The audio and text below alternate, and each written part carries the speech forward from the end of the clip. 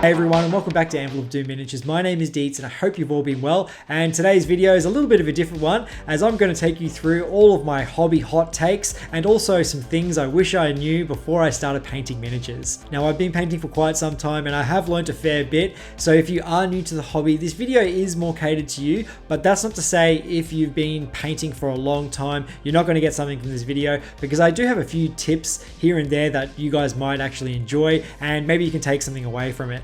Now, in saying that, a few of these hot takes are pretty saucy, you could say that, but once we get into it, I'm going to try explain my reasoning behind everything so you guys can make an assessment and see if my hot takes are fair or not. Before we get into it, make sure you check out my website where I've got a new print up. It's a Chorf versus a Dwarf, and this artwork is designed and illustrated all by myself. They come signed and numbered, and once they're gone, so you're going to have to be quick. Every print sold helps the Anvil of Doom channel out, and I appreciate all the support. But anyway, let's get into this list. Now, let's start off first with some hot takes, and as I said before, take these with a grain of salt. These are just my experiences, but I'll try explain them the best I can. But anyway, my first take is that the first miniature you'll ever paint will suck. And that's just a given, and we already know that. It's not really that much of a hot take, but I do feel like a lot of people come into the hobby and they look at the box art and they think they're just going to paint some amazing things straight up, but that's not the case. You're always going to have to learn how the paint works, how the paint brushes work, and all the rest of it like that. So yes, your first miniature will suck, and that's just the way it is. Now, my second hot take is that you may actually hate painting your favorite army. Now, this one hits close to home for me because I really love High Elves. They're one of my favorite armies,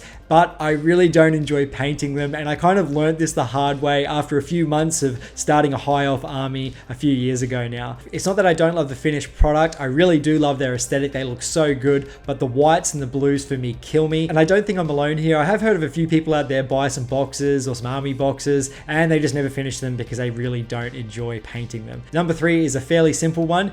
You'll get better at painting miniatures if you paint more of a variety of miniatures. The more different things you paint, the more skills you'll develop, the better you'll get with different colors, and it all comes back in the end, and eventually you'll probably start producing way better quality miniatures. It's not really a hot take, it's kind of a lesson that I learned. So if you are stuck painting that one army, maybe it is time to mix it up and maybe get a different hero mini. Maybe if you're painting Bretonnians, it's time to paint an orc or something like that. It definitely will help. Now, next up, all the influencers and YouTubers and all the guys out there may hate me for this one, but you really don't need to pay for painting tutorials. I feel like there's enough resources online, like on YouTube and even on Instagram, that will help you become a better painter in time. But that's not to say they definitely won't help you. I'm just saying when you first start in the hobby, you don't really need to go out there and sign up to painting coaching courses, because there definitely are enough resources online to help you get your basics down, and you can kind of work your way from there, and then maybe later get that professional coaching just to finesse it and get your quality up to a level that you like. But also in saying that, you might be inspired by someone's style and you want to learn their style of miniature painting, so you can definitely go sign up for Patreons and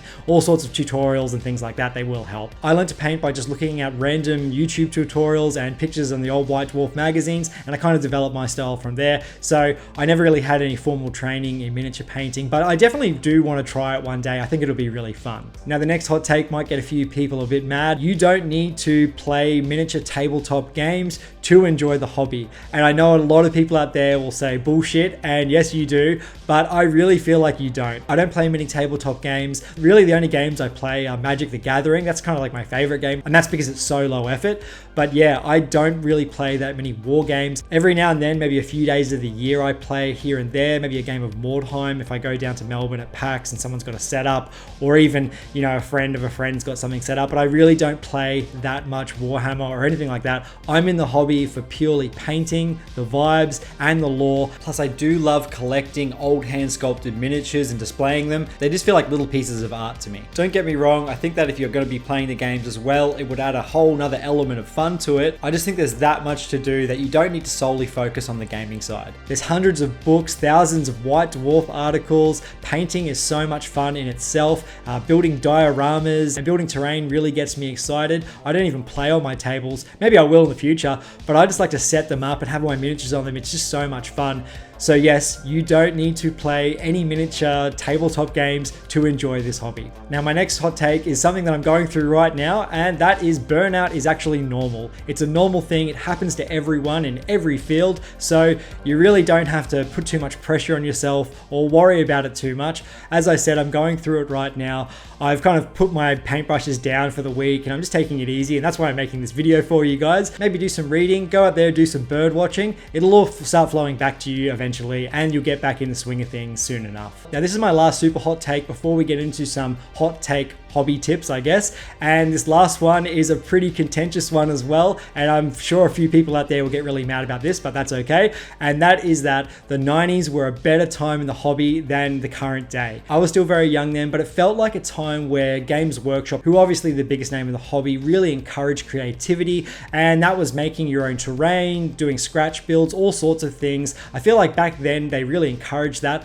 while these days it feels like they've tried to monetize it. And I know that's just the world we live in, and I obviously have my nostalgia goggles on, and they're going to stay on forever because I still want to live in the 90s. It was the best time, and I'll die in this hill. But yeah, anyway, let's move on. Now they were kind of like my hot takes, and I'd love to know what you guys think of them. If you have any hot takes, make sure you put them down in the comments below because I really want to read through what you guys think. But yes, let's get into some hobby tips and things I wish I knew before I started the hobby. The next few hobby tips may sound like I'm ragging on Games Workshop. That's because I mainly used their products when I first got into the hobby, and that's because I had a Games Workshop close to me and my other local hobby shop didn't have too much stuff going on for it. But anyway, the first tip I have is to not use White Scar primer from Citadel. It is the absolute worst primer possible, especially if you live in a humid climate like me. It may be better in low humidity, but I have tried it in different times of year and it has the worst grainy effect that you'll ever have on your miniatures. It basically just ruins them from the start. Maybe I've just had a few cans from a bad batch, but I tried it over a year and I kept having the same results. So what I do instead is use Boned White as my spray-on primer. It goes on way smoother and will give you a better finish. The next hobby tip I have is that do not use Citadel spray-on varnish. It is shit. It is the absolute worst, and every single time I use it, it absolutely destroyed the surface of my miniatures.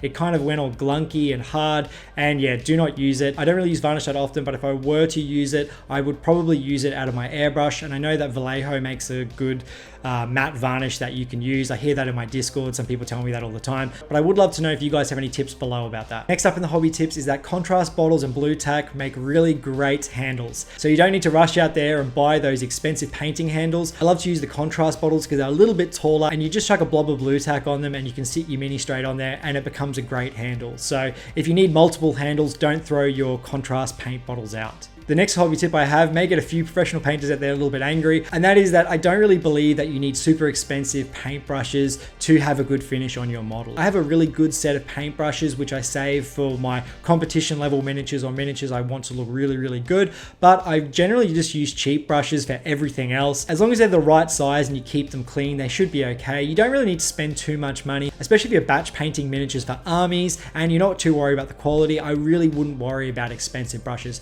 Maybe if you're doing busts, dioramas, or something for Golden Demon, then probably use those brushes, but I really don't think you need to use expensive brushes if you're just hobbying and doing stuff that I'm doing or that we're doing. Next is a tip that I learned the hard way, and that is if you want to make your paintbrushes last longer, invest in some brush soap and also always keep your paintbrush wet. I went through many paintbrushes to learn this, but yes, if you invest in some brush soap and just use it after you finish painting, you can kind of reshape the tip and keep it nice and clean so the bristles don't go all stiff. Also, you should always dunk your paintbrush in the water like every 2 or 3 minutes or so. And I know it does sound like a lot, but it will keep the brush nice and moist and you won't get all those little wriggly bits or dry bits on it that make the brush curl. The next tip I have is that have different brushes for different purposes, and that'll help them last longer as well. So what I have is I have my metallic brushes, and I also have a metallic brush soap so I don't cross-contaminate my paintbrushes when I'm cleaning them up in the end. And then I also have my normal regular brushes, and I also have my brushes for washes. So yes, it may sound weird, but I do have different brushes for different tasks, and I feel like it's helped me out, so maybe you should try it as well. Now the next hobby tip I have is that simple old metal minis minis are the best to learn how to paint with,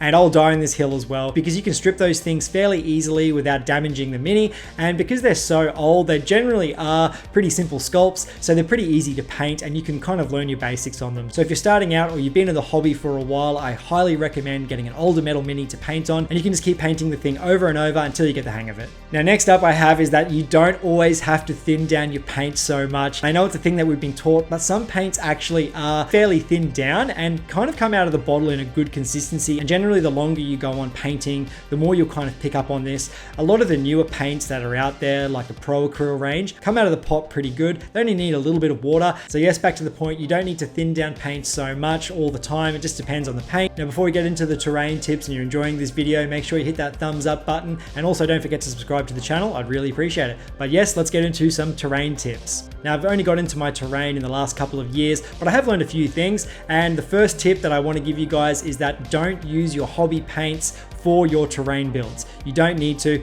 Go out and buy some cheap tubes of paint from the hobby store and use those instead. You'll get more bang for your buck, and you won't be forking out like $10 a pot for some black. You can buy a tube for like $5 and you get like 10 times the amount. Also, one thing that I'm kind of learning is that you can also make your own washes, so you don't have to go out there and buy Agrax Earthshade. Just make your own mix, and there's plenty of tutorials online for this. My next terrain tip is that don't throw out your spray can lids because they are great for making terrain. This little thing here is ideal for an orc hut and even probably for a Bretonnian tent or something like that. You can do all sorts of things with them, and I'm gonna make some more videos about it in the future, but yes, keep these because they are great for terrain projects. We're getting pretty close to the end. We only have a couple to go, and the next one I have is to put some jars in your car, so the next time you're near a beach or maybe near a little forest or something, you can actually collect some stuff for your terrain. You don't always need to go to the hobby shop to buy sand and little rocks and stuff like that. There's plenty out there in the wild for you to find, and sometimes the real stuff looks even better. Put a jar in your car. You never know what you can find and collect for your next terrain build. And my last bit of advice is that terrain is more fun if you scratch build it.